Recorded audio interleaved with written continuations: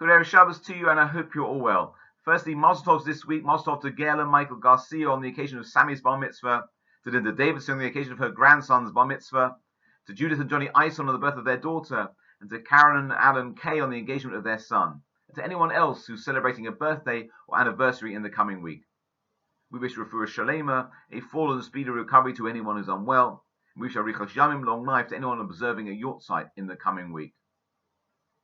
This time next week will be Erev Pesach. According to the Mishnah Berurah, when Erev Pesach falls on Shabbos, as it does this year, the Shabbos HaGadol drasha is given the week before. So let me spend just a few minutes speaking about Pesach. Every year, we end our Seder with a prayer, L'shana haba b'Yerushalayim, next year in Jerusalem. And when we said those words last year, none of us could have predicted that this year, once again, we would be celebrating Pesach in the shadow of coronavirus restrictions with all the challenges it presents. And it's been a difficult year for everyone. We've been tested in many different ways, financially, emotionally, psychologically, and religiously. Now, our experience may not totally reflect that of our ancestors in Egypt, but perhaps we now have a better understanding and appreciation of the privations that they suffered.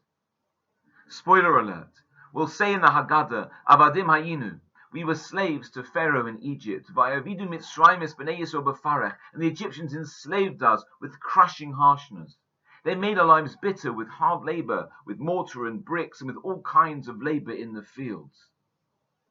Now we have to remember that Avraham Avinu was forewarned about this slavery by God, who told him, Yador Teda, you need to know that your offspring will be strangers in a land that is not theirs, and they'll be enslaved and oppressed for 400 years. The Akedas Yitzchak asks an important question. Why was the generation of Jews in Egypt subjected to such a cruel fate at the hands of the Egyptians?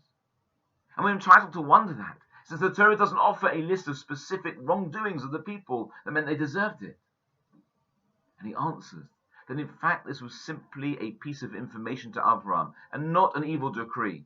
It was merely an announcement of an event in the future, but it wasn't a decree that it would happen.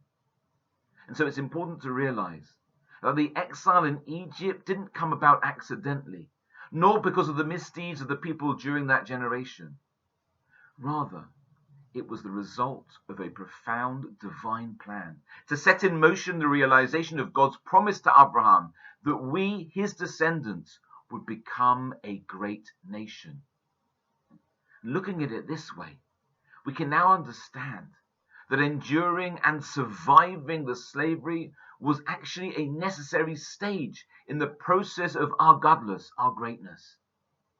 As Rabbi Sachs once said, we're as great as the challenges we have the courage to undertake. This week, our eldest son Aaron Chaim, who just turned 20, completed his training in the IDF. And as you can imagine, Eva and I are incredibly proud of him. When he started 7 months ago, I have to admit that I didn't think he would last 5 minutes in the army. He was a boy who didn't particularly enjoy the rigid rules of school and yeshiva, so how was he going to manage in the army? He himself said that it's been one of the biggest challenges in his life, but also one of the best things he's done in his life.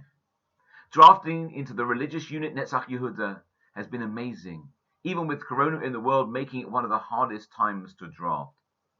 He stepped out of his comfort zone and achieved something amazing.